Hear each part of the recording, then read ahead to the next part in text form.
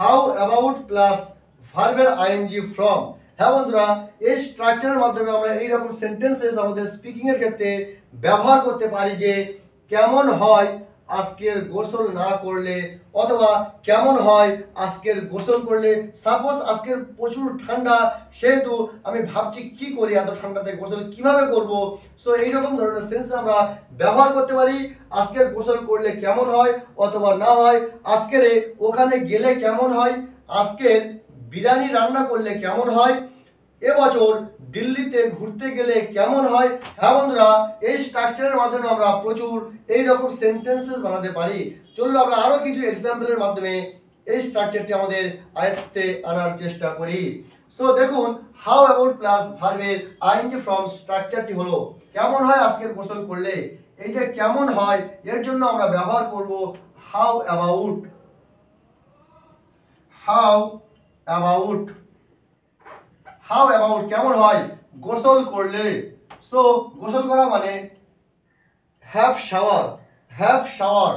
So আমরা এখানে ব্যবহার করব হ্যাভিং শাওয়ার। এখানে ভার্বের আইএনজি ফর্ম ব্যবহার করা হয়েছে। সো হ্যাভিং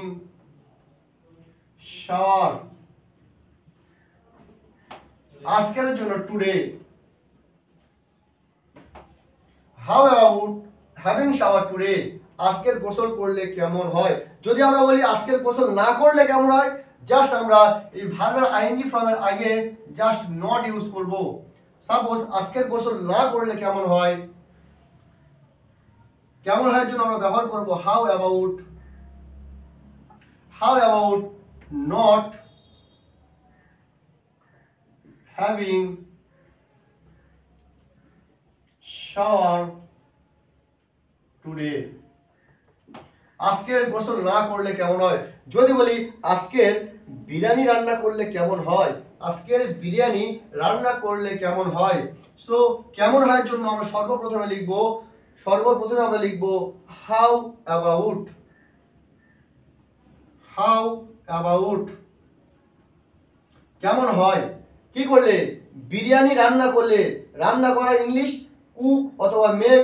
সো আমরা এখানে এর আইএনজি ফর্ম ব্যবহার করব making. Making, how about making, রান্না করলে কেমন হয় কি biryani.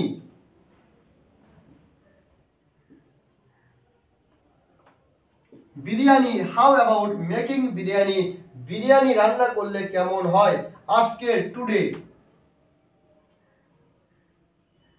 Today, how about making biryani today, আজকের বিরিয়ানি রান্না করলে কেমন হয়।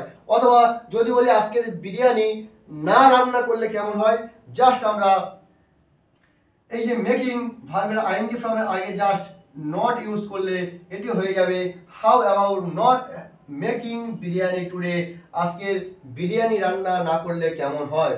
একটি নতুন ফোন কিনলে কেমন হয়। সাপোজ আপনি যে ফোনটি ইউজ করছেন সেটি ইউজলেস হয়ে গিয়েছে, তাই আপনি ভাবছেন যে একটি নতুন ফোন কিনলে কেমন হয়। So how to speak it in English. So চলুন তা দেখি। একটি নতুন ফোন কিনলে কেমন হয়। কেমন হয়, প্রথমে আমরা ইংরেজি ট্রান্সলেট করার সময় আমরা কেমন হয় এর ইংলিশটা আগে লিখব how about.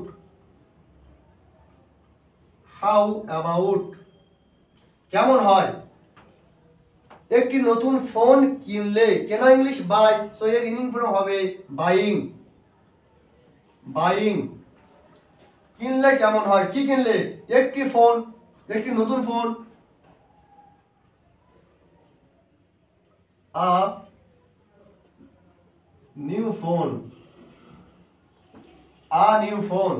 How about buying a new phone. যদি আপনার ভিডিওটি ভালো লেগে থাকে অবশ্যই লাইক এবং শেয়ার করেন। And don't forget to subscribe my channel. কেননা এইরকম নিউ স্ট্রাকচার যেগুলো আমাদের প্রতিনিয়ত অতি প্রয়োজন, এইরকম ধরনের স্ট্রাকচার এবং English spoken related content daily basis upload করা হয় এই চ্যানেলে। So be happy, keep enjoying, save your life, see you in another video.